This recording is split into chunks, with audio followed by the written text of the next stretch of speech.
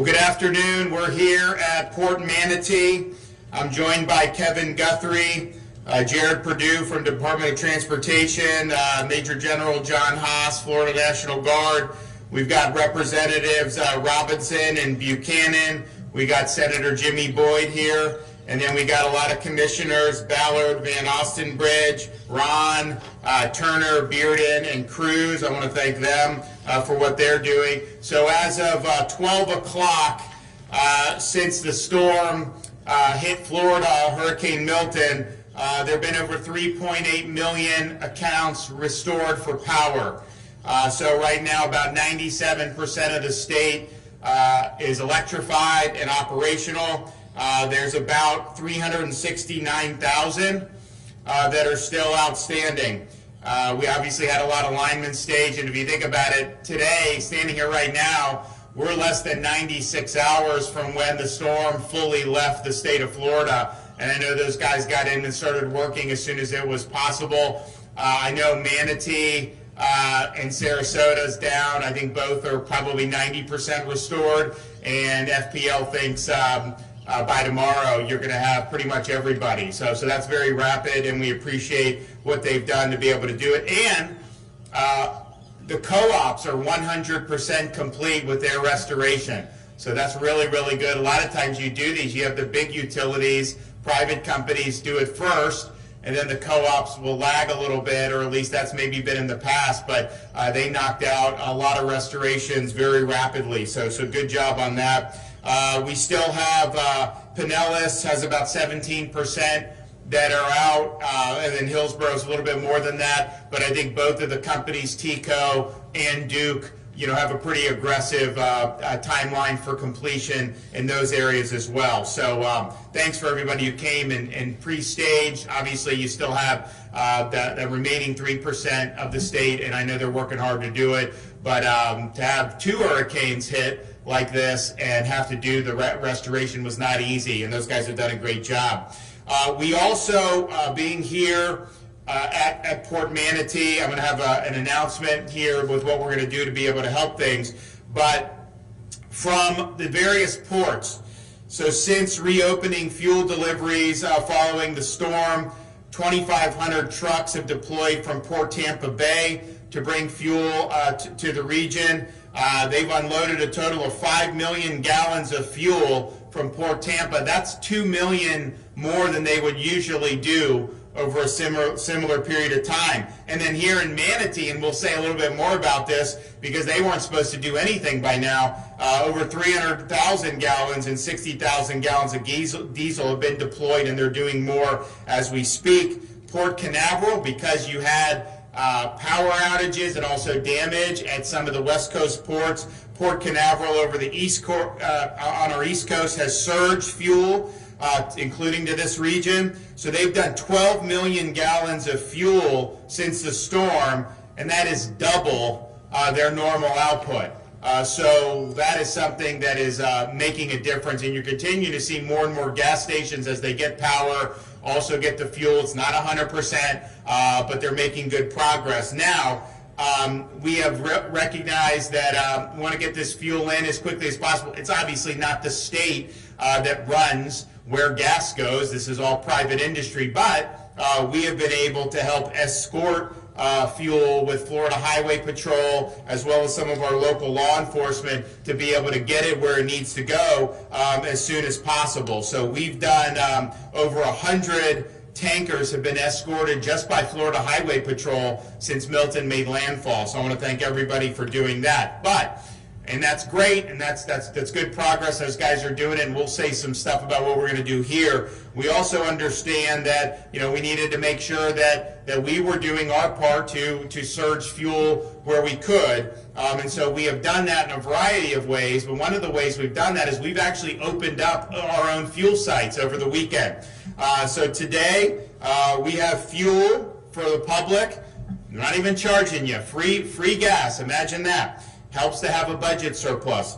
When you have 12 fuel sites at the following, and this is till 7 o'clock tonight: Tropicana Rail Yard in Bradenton, Plant City Stadium in Plant City, Central Lot Parking Lot in St. Pete, South Florida State College, DeSoto Center in Arcadia, Charlotte Sports Park in Port Charlotte, Suncoast Technical College in Northport, St. Pete College Tarpon Springs, East Bay Raceway in Tampa, Bradenton Motorsports Park in Bradenton, Gulfview Mall in Port Richey, Wiregrass Mall in Wesley Chapel, Largo Mary Grizzle State Office in Largo in Pinellas County. So you can stay updated on fuel distribution sites by going to floridadisaster.org/updates. But you have those 2 sites, or those 12 sites. So we've deployed, just since Milton hit, over 2.4 million gallons of gas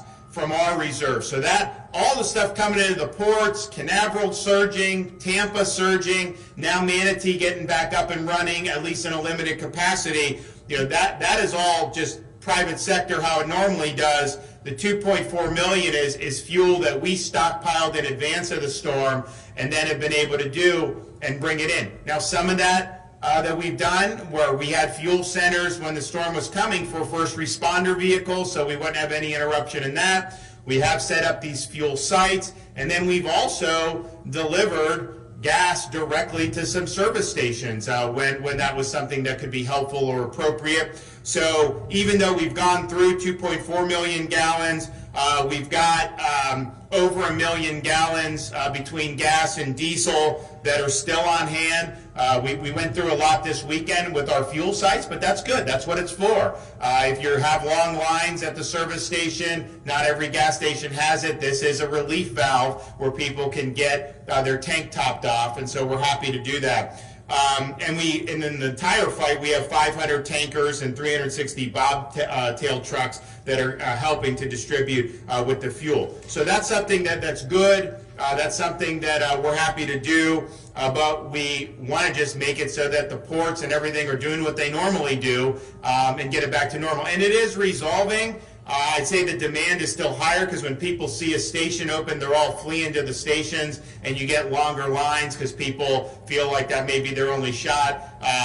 Once that's no longer the case, I think you'll see resolve. So that's going to happen relatively short order. So today, we're here to ensure not just with the fuel, but for all the things that Port Manatee delivers, we want to ensure minimal interruption to the supply chain as possible. When you have major damage, there just is going to be some interruption. We understand that, but we've worked really hard to be able to help get them on their feet. I know Kevin, his team, been working with the port. I know they've been working with the private sector industry who is here to try to plow a way forward.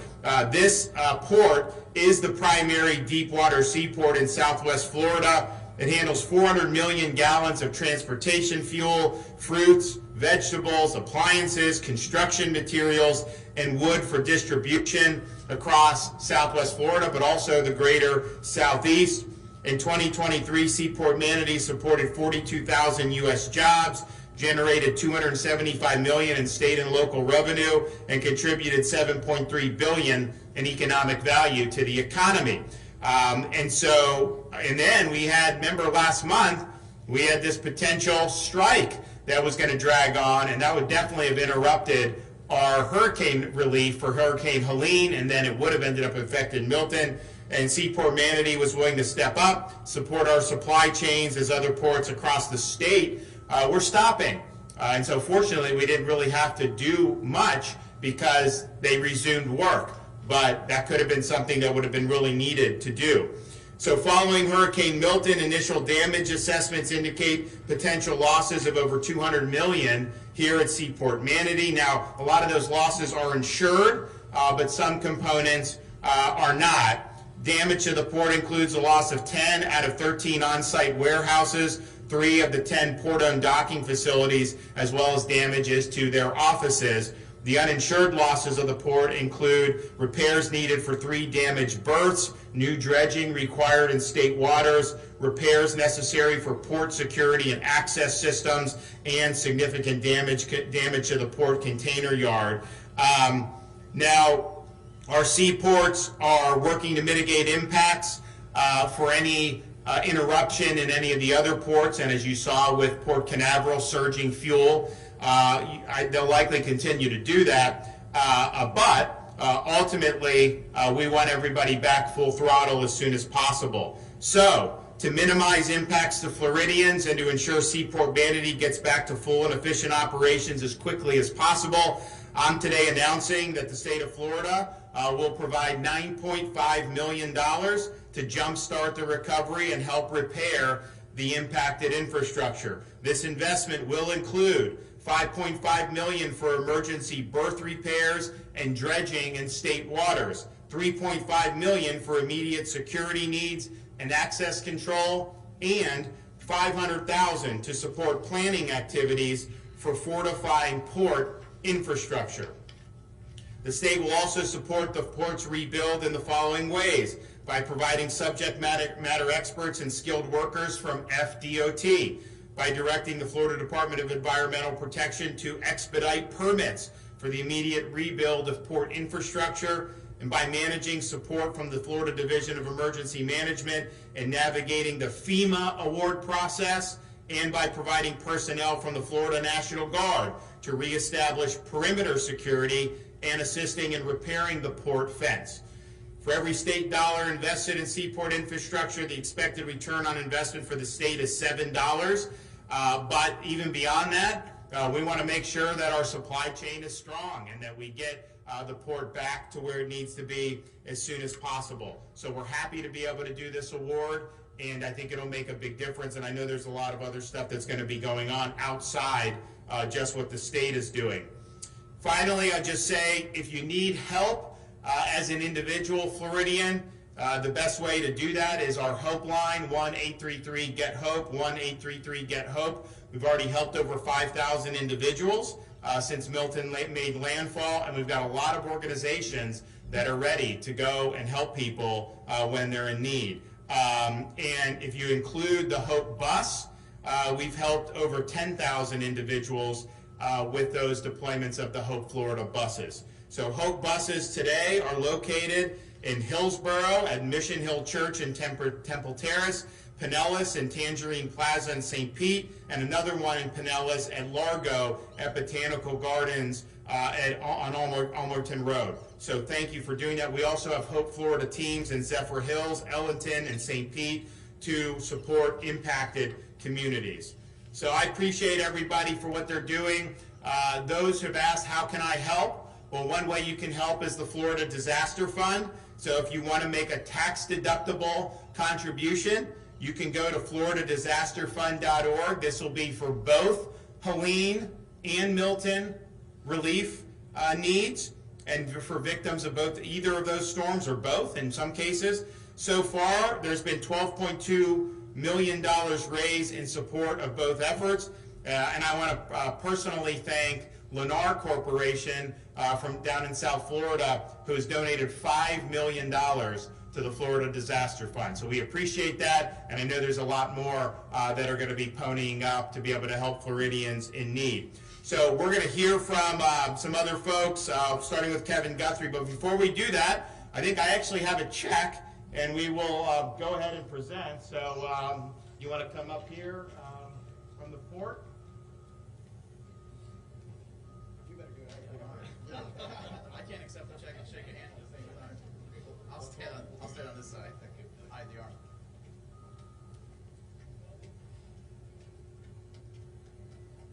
All right, congratulations. We got it? All right. Thank you, Governor. Thank you, Governor. Absolutely. Thanks so much. All right. We'll start with Kevin Guthrie.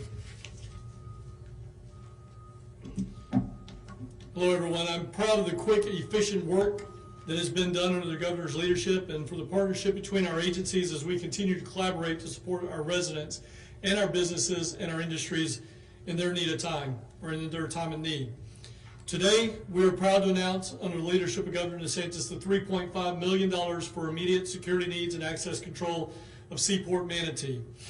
This will assist the port in navigating FEMA projects that are outside the scope of these awards. And what I mean by that is many of the awards here might be FEMA eligible, but some will not be FEMA eligible. So this will help on those that are not FEMA eligible.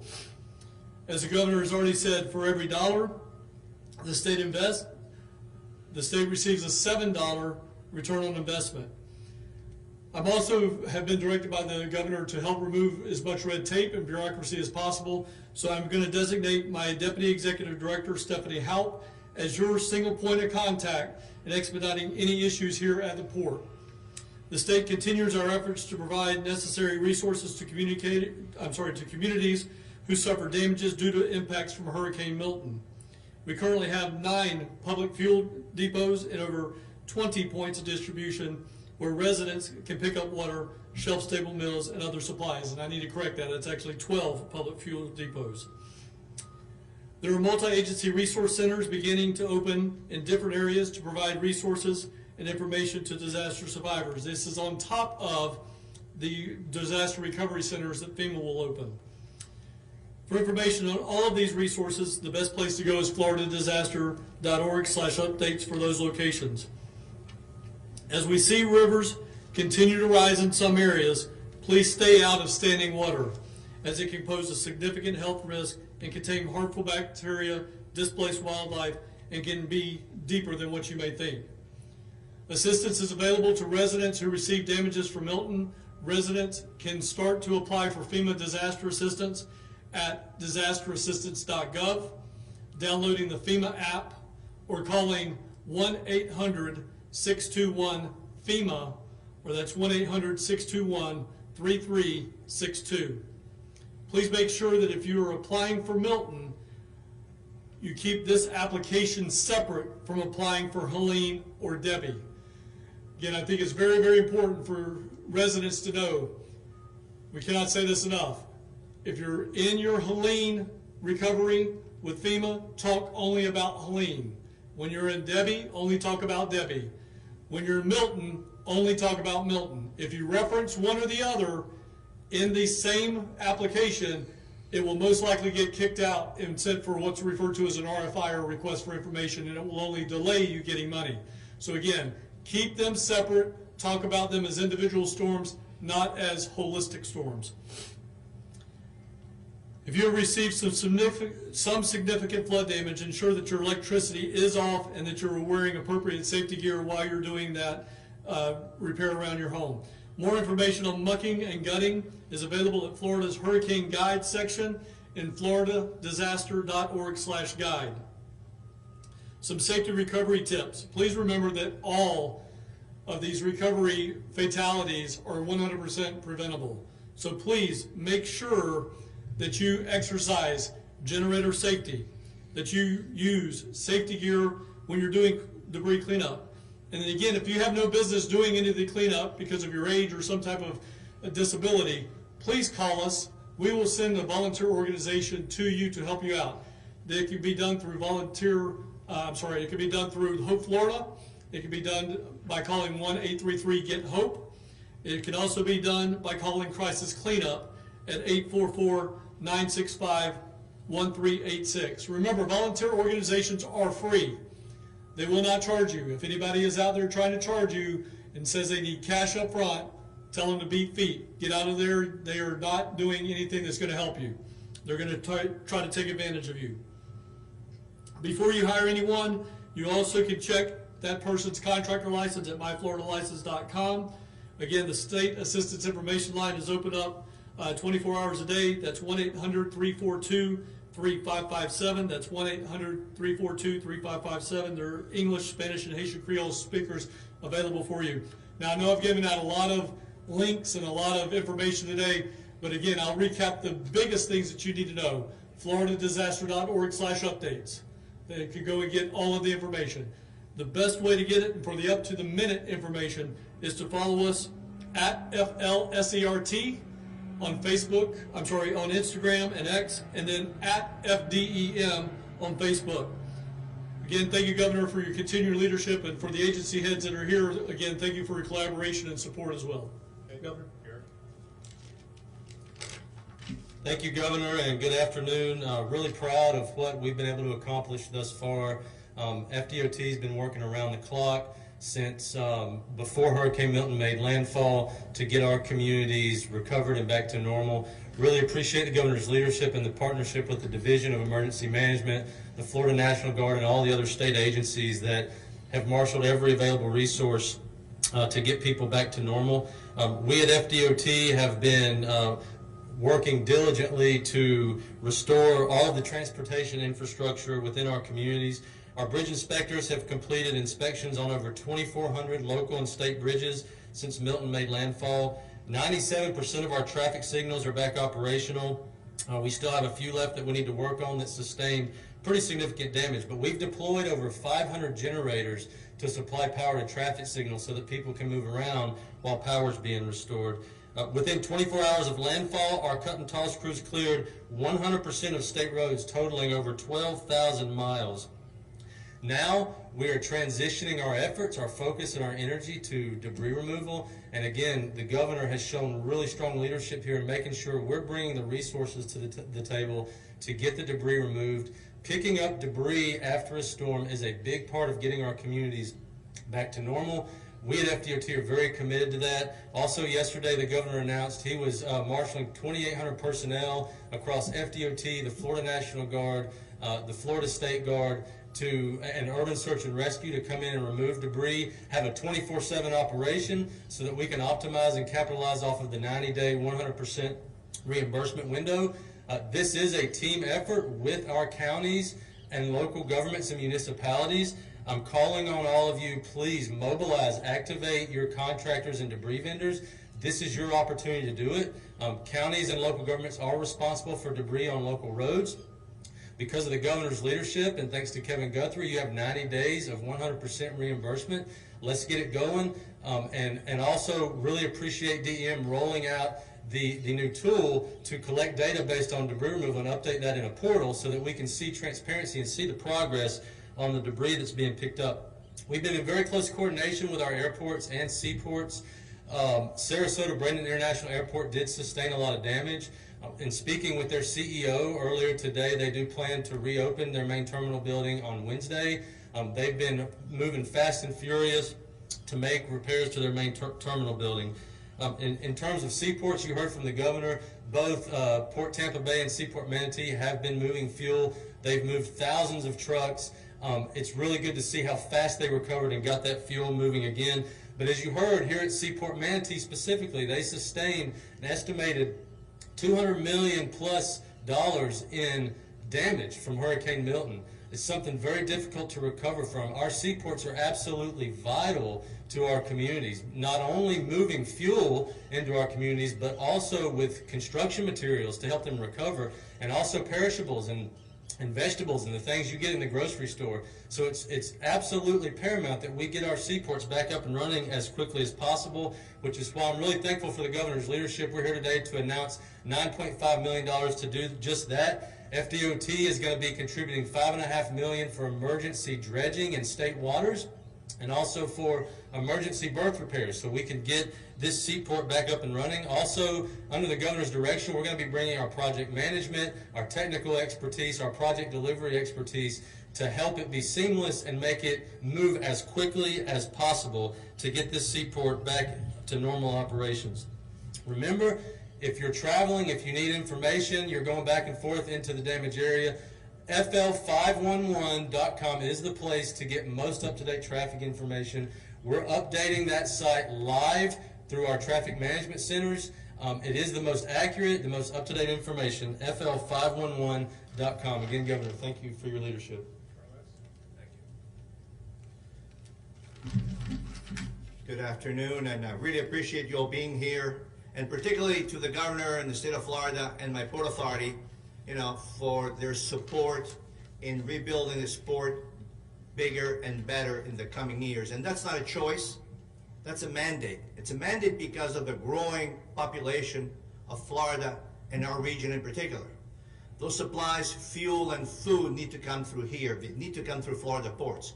And this support from the state will help us accelerate that to make sure that we're not getting our supplies from other states where those tractor trailers having to go right through Florida just to get us those basic supplies. Just to give an example, The Port Authority yesterday and our chairman, Kevin Van Ostenbridge, were really instrumental in getting the fuel flowing. You know, we had a dead terminal. As the governor said, we don't own the terminal. It's a private terminal, but the county was instrumental and emergency management of the county in getting them running quickly, to the extent that we even supplied pumps, water pumps, to de-water their containment ponds to get that fuel flowing. And since yesterday, where we started running again about 3 a.m., the expectation was that it might be another 4 or 5 days if we didn't help that terminal operator with additional resources. And the county, I think, really thank them for their support. This additional funding from the state will really make all the difference also in getting us going. I mean, just to give an example, since yesterday, where we were able to get the terminal up and running, they did an additional 300,000 gallons of fuel. But to put that in context, 300,000 gallons of fuel is 20,000 cars. It's not a small amount, and we continue to grow that because we are that Southwest and Central Florida fuel port that we all need and really now recognized as a critical infrastructure. You know, we're also a critical infrastructure for food. And any given day, this port handles the products and the vegetables and perishables and the lumber that you buy. But again, to put it in context, it's really a big number, and this is thanks to our partners at Del Monte. They move about 2.3 million bananas a day. We do 1.2 billion a year. That's 2.3 million bananas a day. And I can tell you one thing, the supermarkets do not want to run out of bananas. Before storm or after a storm, that's one of the first staples people buy because it has a shelf life. And this port, along with other commodities, is instrumental in maintaining not just the fuel chain, but the food chain. And really critical, you know, as our secretary said, that it keeps flowing and moving. And that's why, again, we appreciate so much, Governor, your assistance here. We also had to overcome, as the governor said, the strike was upcoming, but here, we were able not to be affected by the strike. Had the strike gone on beyond what they did, which was only a few days, it could have been significant disruption and would have caused this port even to even handle more cargo to maintain the supply chain. So we overcame that. 2 hurricanes. You know, I mean, we can't choose our hurricanes, but we can choose how we respond to the hurricanes. And resiliency, I know the state of Florida is one of the key objectives, and the ports go through resiliency and coordination with FDOT and emergency management to make sure that when something like this happens, we recover as quickly as possible and be online as quickly as possible. And that's our objective. Because we realize this port impacts the daily lives of the residents of Florida.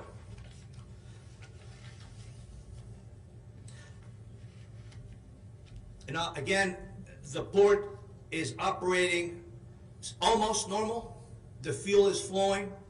The perishables are coming on, and the team effort that was made between the county, Port Authority, the county commission, and the Port Authority was really instrumental. I want to thank also the county's team that's here now that helped us throughout, and the staff at the county, as well as our customers and suppliers, which are here already, that are handling the products, because without them, you know, we're just infrastructure with water next to it.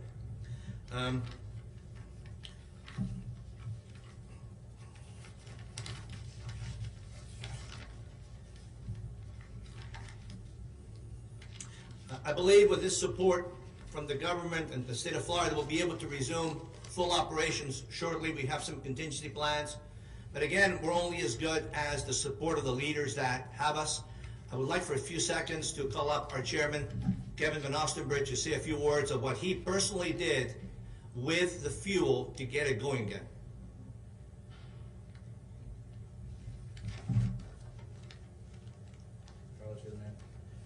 I would just thank, I don't know why, who needs this so high? I would thank the governor, his team, Secretary Perdue, Kevin Guthrie, and the county level, Jody Fisk, Courtney DePaul, Charlie Bishop, North River Fire. We even had a hazmat unit out here at one point. Everybody was all hands on deck, all of these folks and their teams of people below them. who helped to get us back online. We were told 5 days was the timeline to get fuel going again, and with a collaborative effort of the state and the county and the port and fire, we had fuel flowing in 18 hours. And I'm incredibly proud of all of them. They did a fantastic job. Carlos's team as well. I mean, this port looks nothing like it did Friday when I first rolled out here. They've done a tremendous job, and we have the absolute best governor in the entire country. I cannot thank the governor enough. Coming in here with a check already, we're only a few hours into this, and he's already here with a check and helping us with security and helping us with dredging and all the essentials that we need to get the port moving, get it back to full capacity. Thank you so much, Governor DeSantis. Thank you. And we're happy to help. We've also, so since Milton, we've responded to requests in Manatee.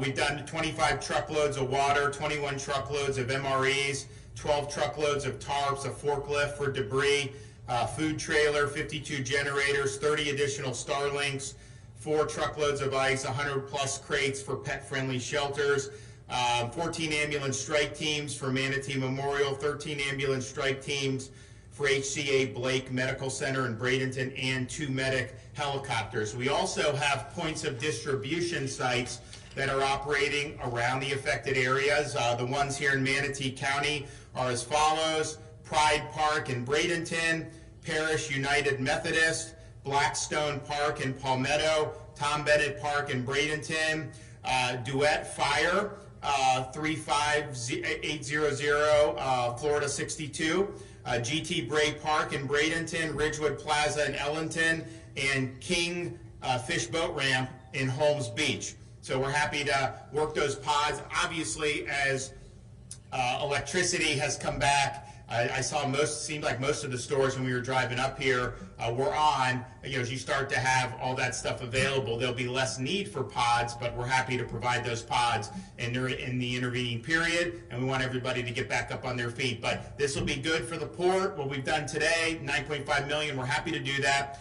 We really appreciate how everyone from the port, the authority, the local government, and of course us supporting at the state level, you know, we all want rapid restoration. And when these disasters happen, you kind of just put up your hands and just kind of say, oh, look at all this, what are we going to do? And I think in this case, we're saying, okay, we got to figure it out. We got to get back. And so you've already got fuel that's flowing out of here when a lot of people didn't think that was going to be possible for perhaps several weeks. So thanks everybody that's been involved for that, and we'll continue to help make sure that we have a robust supply chain. Okay, any questions?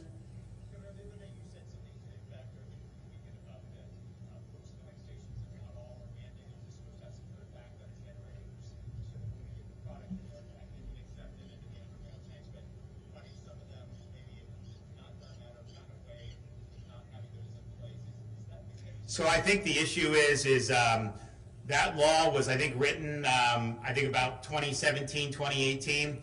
And I think that it was written in a way that if you want to conduct your operations to not be covered by that, you can. So I think there's a lot of them that aren't, they're in kind of like a loophole. They've made it that way, and so they've done it. Now there's others that did do generators. Kevin provided some generators for some who asked, but there were definitely some who didn't. Now, you know, you do these situations. I mean, there were people, even in Sarasota and Manatee, who got power back, you know, within 24 hours. Some of the stores did. I mean, I was at the Raleigh station. I think it was on the Friday after the storm.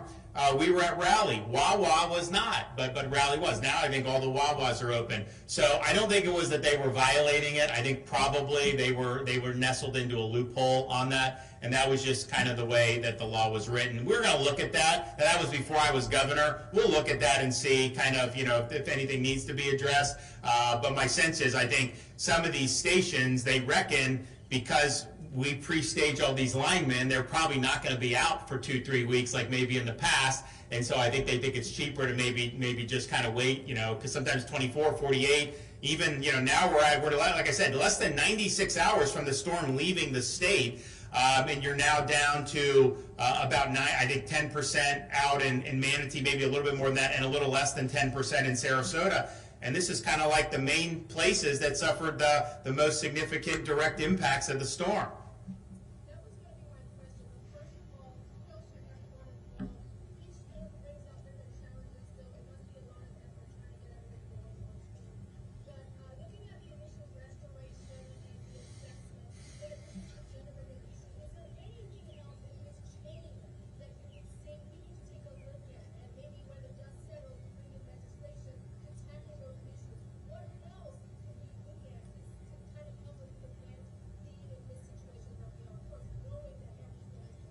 Well, I think, to have 2 in 2 weeks is quite a challenge. And I think that not only does that mean you've got to prepare for 2, respond to 2, a lot of the people that whether it's the folks locally responding, whether it's our state emergency management team, all levels, they've been going at this now for over 3 weeks. I mean, this has just been nonstop, 24/7. So that creates a lot of challenges, and it's not unprecedented to have 2 storms in that period of time. A lot of people may not know, in the 1950s, you had in 11 days 2 storms hit New England, believe it or not, 2 hurricanes hit New England. So this stuff can happen. It usually doesn't. So you just got to respond. But I think that people have really done a good job. And for us to have gotten the 50,000 plus linemen ready, which that no one's ever done that much before. They were bringing them in from California and Alberta.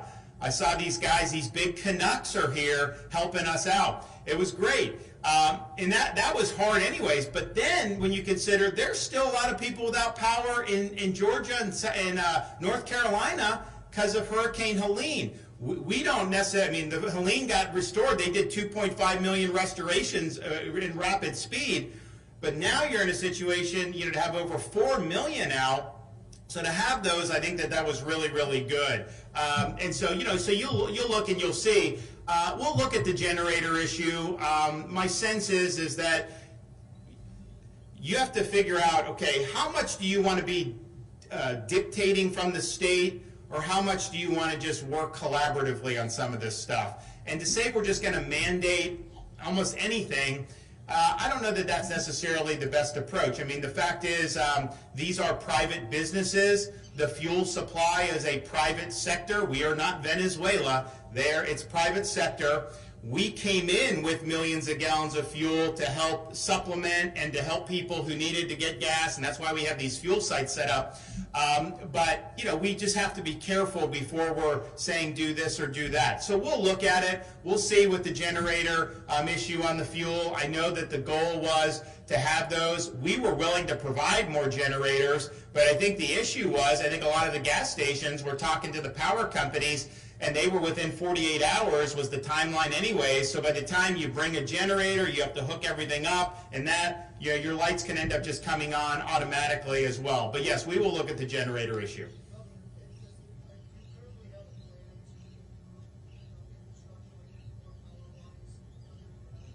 So the question on undergrounding power lines, that's obviously not something that the state government does. Those are private investments that companies like FP&L and Duke and TECO make, and some of our co-ops make, as they see fit.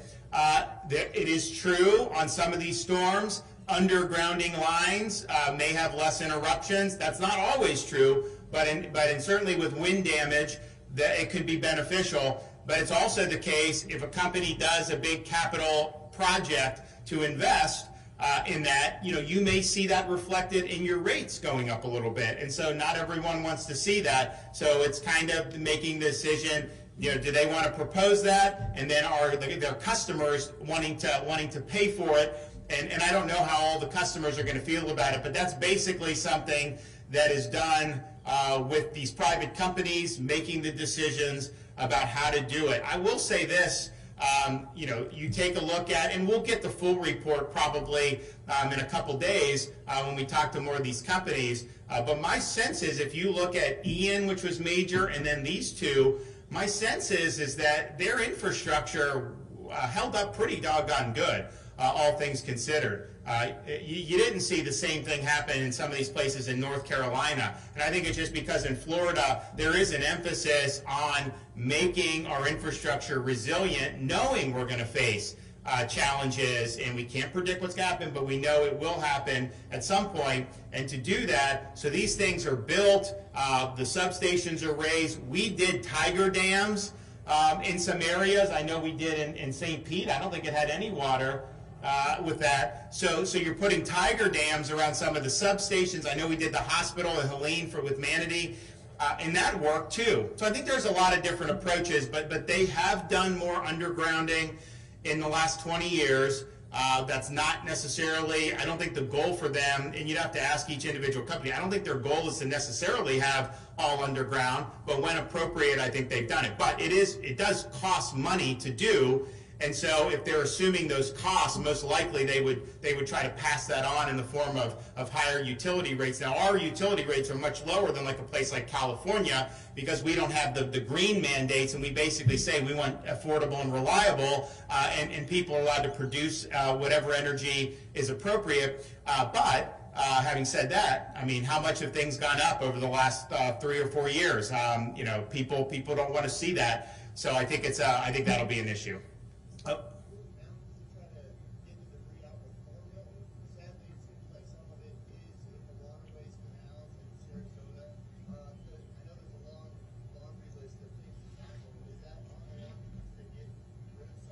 We usually, when we do storms, the run-of-the-mill debris, that's under local contract, county contract, and due. Now, we came in and helped in kind of an emergency situation pre-Milton because we were concerned with the Helene debris, but we did over 40,000 cubic yards in 72 hours working around the clock. So it shows this can be done first. But even with that, even with us usually recognizing this is a local function, the state has helped with marine debris removal. And so we'll continue to help with marine debris removal. I know, Kevin, you guys are working in North Florida too. It's already under contract in Sarasota, the contractor's on site. So you're already in contract in Sarasota, contractors on site, and we'll be doing that. And so that's great. And then I announced yesterday this additional push for debris. We're going to be putting in some of our assets, National Guard. We're putting in FDOT when appropriate. I mean, FDOT's got to build roads, and they have a lot of ongoing projects, so we don't want to stop that. We want to keep that going because we need that, and Florida needs that. But if I have some guardsmen, some of these engineering battalions that can help clear the debris, we can even use our state guard, some of our other state assets that can be used to take advantage of this 90 days. We're going to do it. We're also setting up now a debris removal portal that people can go look and see how much has your city removed in debris, how much has your county removed in debris, and you can chart that progress. Because I think that from a financial perspective, you want to get it done in 90 days if at all possible. Look, some hurricanes, it may not be physically possible, but I can say in almost every hurricane I've seen around the country, the debris takes longer than it should. And that's partially because of bureaucracy, part of because, you know, if the debris is just sitting there, there's other problems people look at, I get it. But we got 100% reimbursement that was approved by the president. We got to take advantage of that, and the sooner we do it, the better it'll be financially, and then the better it is for everybody. Great quality of life. You're going to have people, they're going to be coming down here soon. They're going to be able to see, you go out, we were just at Bradenton Beach, some of these other areas, they got hit twice. You know, let's move to get that debris out of there. And then it's going to be a great place to go in no time. Like there will be a very quick bounce back. I feel that. But I think this debris. So water debris, yes. Sarasota, we're already on it. And then we're going to be doing more on other debris because we know it's important. Okay, thanks everybody.